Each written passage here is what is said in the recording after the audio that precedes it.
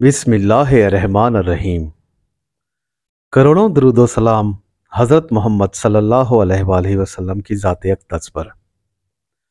Sad rights کے تمام معزز سامعین کو خوش آمدید۔ امید کرتا ہوں آپ سب لوگ خیریت سے ہوں گے۔ ہماری دعا ہے کہ آپ جہاں بھی رہیں اللہ کی حفظ و امان میں رہیں۔ پیارے دوستو، جیسا کہ پچھلے پارٹ میں ہم نے آپ کو حضرت ابراہیم کی آگ میں ڈالے جانے کا واقعہ سنایا تھا کہ کس طرح اللہ نے حضرت ابراہیم کو اس آزمائش سے نکالا اور اس آگ کو آپ کے لیے گل و گلزار بنا دیا۔ جن دوستوں نے وہ ویڈیو نہیں دیکھی تو اس کا لنک موجود ہے، آپ دیکھ سکتے ہیں۔ دوستو، آج کا واقعہ حضرت ابراہیم کے اس آتش کدہ سے نکلنے اور وہاں سے ہجرت کرنے کا ہے۔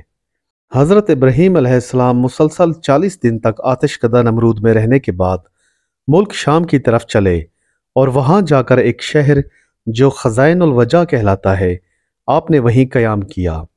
ایک دن آپ نے دیکھا کہ ہزاروں کی تعداد میں آدمی نفیس لباس پہن کر اور بہت تیار ہو کر ایک میدان کی طرف چلے جا رہے ہیں۔ آپ علیہ السلام نے ایک آدمی کو روکا اور دریافت کیا کہ تم سب لوگ یہ نفیس لباس زیب تن کیے کہاں جا رہے ہو؟ اس آدمی نے جواب دیا کہ یہاں ایک بادشاہ کی شہزادی ہے اور وہ نہایت ہی صاحب جمال اور حسین ہے، اور خیال کیا جاتا ہے کہ اس جیسا حسین سارے عالم میں کوئی نہیں۔ ہر ملک کے شہزادے بادشاہ اس لڑکی کو خواستگاری کرتے ہیں تاکہ وہ ان سے شادی کر لے، مگر وہ شہزادی کسی کو قبول نہیں کرتی اور نہ ہی خاطر میں لاتی ہے، اور کہتی ہے کہ میں اپنی پسند سے شادی کروں گی۔ آج تقریباً 7 روز ہوئے لوگ وہاں مسلسل جا رہے ہیں، مگر اب تک اس نے کسی کو پسند نہیں کیا۔ اس شہزادی کا طریقہ کار یہ ہے کہ جب تمام بادشاہ اور شہزادے میدان میں جمع ہو جاتے ہیں تو وہ اپنے محل سے باہر آ کر سب کو دیکھتی ہے، لیکن پسند کسی کو بھی نہیں کرتی۔ دوستو، حضرت ابراہیم نے جب یہ بات سنی تو ان لوگوں کے ساتھ ہو لیے اور اسی میدان کے ایک گوشے میں جا بیٹھے۔ جب دوپہر ہوئی تو تمام لوگ اکٹھے ہوئے، تبھی وہ شہزادی اپنے ساتھ 70 خواصیں لے کر نمودار ہوئی۔ اس کے سر پر تاج زریں رکھا تھا اور چہرے پر نقاب ڈالے، اور ایک ہاتھ میں تہرنج زریں جو جواہرات سے جڑا ہوا تھا ہاتھ میں لے کر میدان کی جانب بڑھی، اور ایک سرے سے آخر تک سب لوگوں کو دیکھنے لگی۔ جب وہ حضرت ابراہیم علیہ السلام کے پاس آئی تو کیا دیکھتی ہے کہ ایک جوان خوبرو اور اس کے ماتھے پر نور جھلکتا ہے۔ وہ شہزادی آپ کے نور بھرے چہرے کو دیکھ کر آپ کے حسن و جمال پر فدا ہو گئی۔ دوستو، یہ نور اصل میں نور محمدی تھا جو حضرت ابراہیم علیہ السلام کے چہرے پر عیاں تھا۔ شہزادی نے جو تہرنج زریں اپنے ہاتھ میں لے رکھا تھا وہ حضرت ابراہیم کی گود میں ڈال کر چلی گئی اور خود تخت پر جا بیٹھی۔ اس کے بعد بادشاہ وقت کے لوگ حضرت ابراہیم علیہ السلام کو بادشاہ کے پاس لے گئے۔ بادشاہ نے جب آپ کو دیکھا تو وہ بھی خوش ہوا اور اپنی بیٹی سے کہنے لگا کہ بیٹی، شوہر تو نے نیک پایا ہے، مگر مرد غریب لگتا ہے، کچھ فائدہ نہیں۔ خیر، اس نے اپنی بیٹی یعنی اس شہزادی کی شادی حضرت ابراہیم علیہ السلام سے کر دی اور تمام رسومات بادشاہانہ طریقے سے ادا کی۔ سارے شہر میں کئی روز تک جشن ہوتا رہا۔ دوستو، اس شہزادی کا نام بی بی سائرہ تھا جو حضرت ابراہیم علیہ السلام کی زوجیت میں آ گئیں۔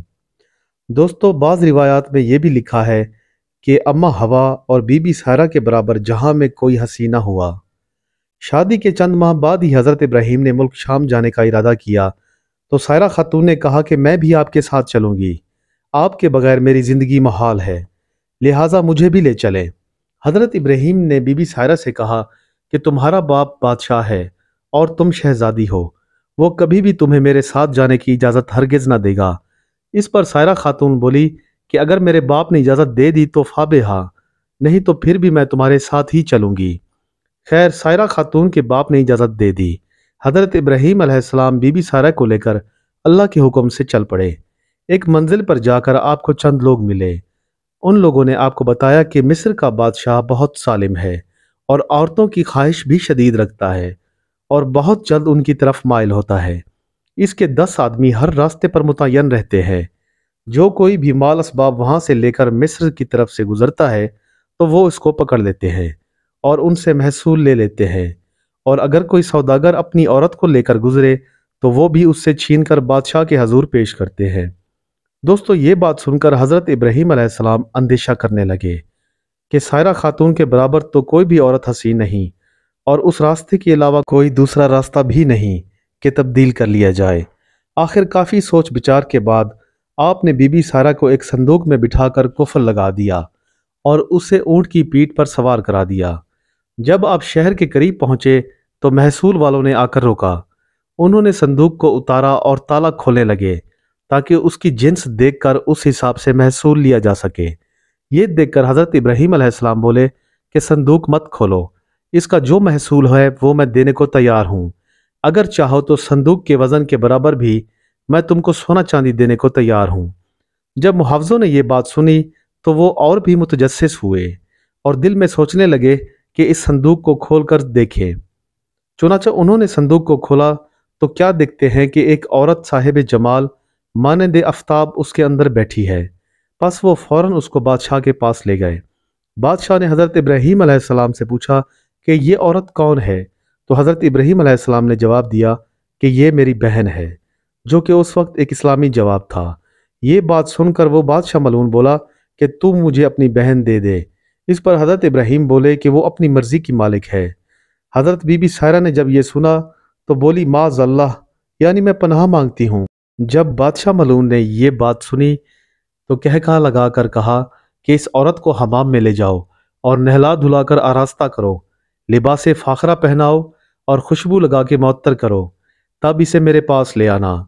वाहुक्म उस मलून के उसके नौकरों ने ऐसा ही किया। अल्लाह ताला ने हज़रत इब्राहीम अलैहिस्सलाम की तरफ फ़ौरन जिब्राईल अलैहिस्सलाम को भेजा ताकि वो इब्राहीम अलैहिस्सलाम की आंखों से पर्दा हटा दें और वो आपकी तमाम गुफ्तगू देख और सुन सकें जो उस मलऊन और हज़रत बीबी सायरा के दरमियान हो।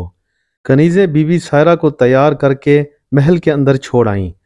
उस मलऊन ने जब बीबी सायरा पर दस्त दराजी की कोशिश की तो उसी वक्त उसका हाथ शल हो गया। फिर वो आगे बढ़ा तो जानों तक ज़मीन में धंस गया। उसका कोई बस ना चल सका। वो बोला कि ए औरत, तू तो जादूगरनी है। बीबी सायरा ने कहा कि बदबख्त, मैं जादूगर नहीं बल्कि मेरा खावंद खुदा बंदे कदूस का दोस्त है जो उसकी और मेरी निगहबानी करने वाला है ताकि तू मुझे बेइज्जत ना कर सके। ये सुनकर उसने तौबा की तो ज़मीन ने उसे छोड़ दिया और उसका हाथ भी ठीक हो गया। फिर जब दूसरी बार उसने बीबी सायरा पर बुरी नज़र की तो अंधा हो गया।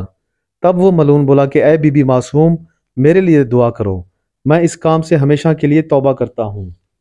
आप बीबी ने दुआ की तो उसकी आंखें ठीक हो गईं।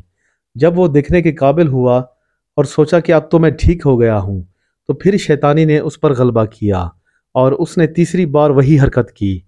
अब की बार वो पहले की तरह ही हो गया।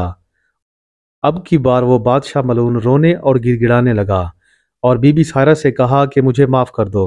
मगर सायरा बीबी बोली कि अब की बार मैं नहीं बल्कि मेरा शौहर चाहे तो माफ़ करे या तुझे तेरे हाल पर छोड़ दे। इसने आवाज़ दी कि फ़ौरन इब्राहीम को बुलाओ। हज़रत इब्राहीम वहाँ तशरीफ़ ले गए तो वो बादशाह बोला, ए इब्राहीम, मुझे माफ़ कर दे, मैंने तुझ पर बड़ा जुल्म किया। हज़रत इब्राहीम बोले कि ये मेरे बस में नहीं, इस पर तो मेरा अल्लाह कादिर है जो तमाम जहां का रब है। देखो अब खुदा की क्या मर्जी होती है। दोस्तों तभी हज़रत जिब्राईल अलैहिस्सलाम नाजिल हुए और कहा, ए इब्राहीम खलीलुल्लाह, खुदाए ताला ने तुम्हें सलाम कहा है और फरमाया है कि जब तक ये तमाम मुल्क और अपना तमाम ख़जाना तुम्हें ना दे दे तो तुम इससे हरगिज़ राज़ी ना होना। दोस्तों फिर हज़रत इब्राहीम ने उस बादशाह से ऐसा ही कहा कि मेरा रब यही हुक्म करता है कि तू अपनी सारी सल्तनत और अपने सारे ख़जाने मुझे दे दे। इस पर वो बादशाह कुछ देर सोचने लगा और बोला कि मुझे मंजूर है, मैं अपनी तमाम सल्तनत और ख़जाना तुम्हें देता हूँ, लेकिन मेरे लिए दुआ करो ताकि मैं ठीक हो जाऊँ। उसने तमाम सल्तनत और ख़जाना हज़रत इब्राहीम को दे दिया। ये कैफियत देखकर हज़रत इब्राहीम ने उस बादशाह के हाल पर दुआ की और वो ठीक हो गया। दोस्तों मरवी है कि आप हज़रत ने इस मुमलिकत के दो हिस्से किए। आधा हिस्सा जो जानिब कनान था खुद रख लिया और बाकी हिस्सा उससे वापस दे दिया। बस इसके बाद उस बादशाह ने एक साहबजादी दोशीज़ा नेको खूबसूरत और साहिब जमाल लाकर बीबी सायरा की खिदमत में पेश कर दी और कहा कि ए नेक बख्त बीबी, मैंने तुम्हारी बेहुरमती करने की कोशिश की और तुम्हें देखकर अंदेशा बद किया। बस तुम्हारे अफ़्व व माफ़ के शुक्राना में ये बीबी हाजरा तुमको देता हूँ और जो गुनाह और तकसीरें हुई मुझसे وہ بخش دیجئے۔ دوستو اس کے بعد حضرت ابراہیم اور بی بی سائرہ بی بی ہاجرہ کو لے کر کنعان کی جانب بڑھے۔